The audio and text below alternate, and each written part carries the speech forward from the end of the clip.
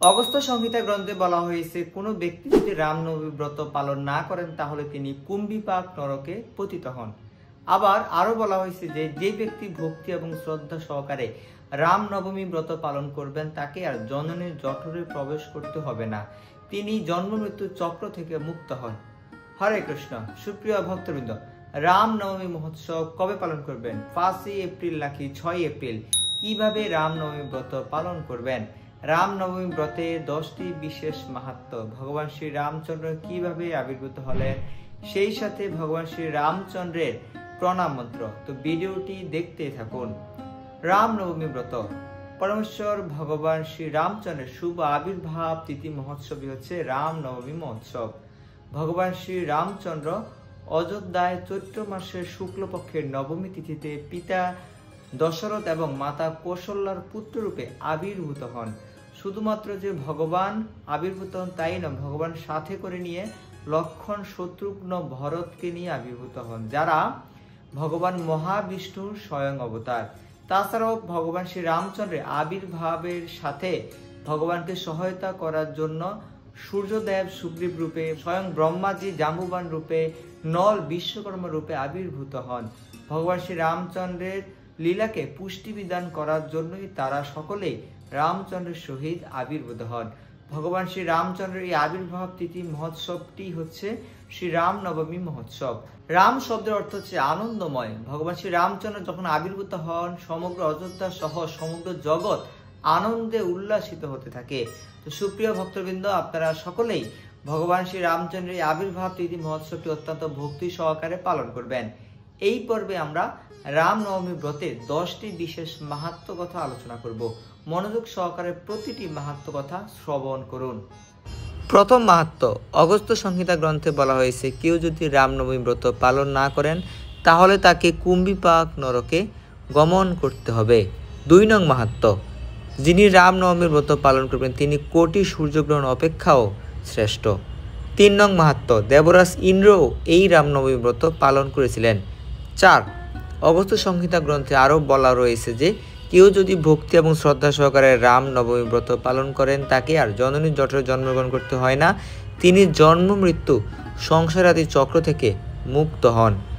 5 নং মাহাত্ম্য, রামনবমী ব্রত নিষ্ঠার সহিত পালনে যে কোনো ভক্ত সহজে ভগবানকে সন্তুষ্ট করতে পারেন।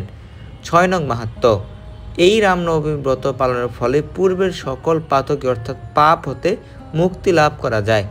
7 নং মাহাত্ম্য, ব্রহ্মহত্যাজনিত পাপ দূর হয়ে যায় এই রামনবমী ব্রত যদি কেউ নিষ্ঠার সহিত পালন করেন।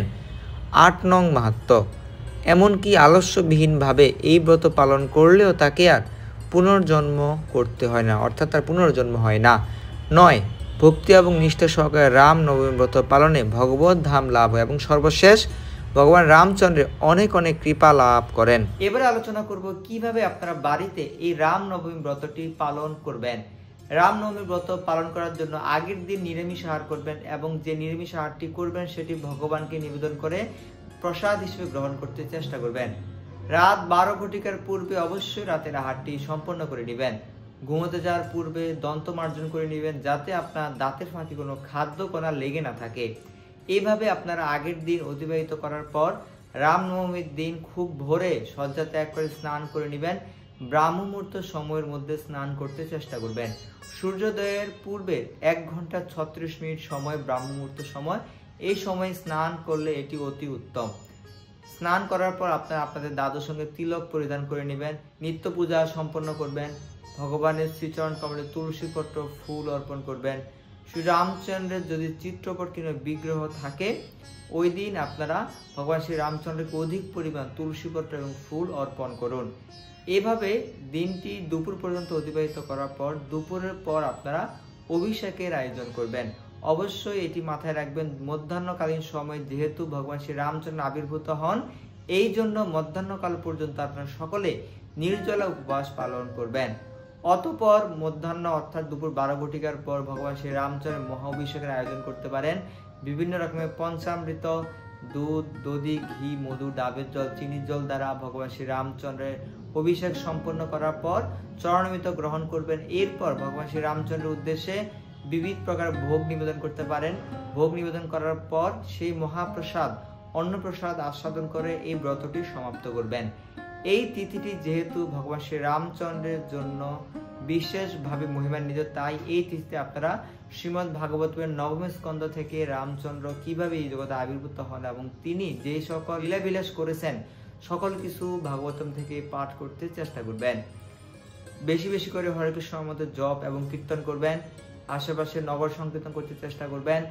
সেই সাথে এই রামচন্দ্রের বিশেষ মহিমান্বিত তিথিটি আপনারা ভক্তি ভরে ভগবান রামচন্দ্রকে স্মরণ করুন, ভগবান রামচন্দ্রের কৃপা প্রার্থনা করুন, যাতে এই জন্মই আপনাদের শেষ জন্ম হয়, পরবর্তীতে আপনারা ভগবানের পরম ধাম লাভ করতে পারেন। হরে কৃষ্ণ।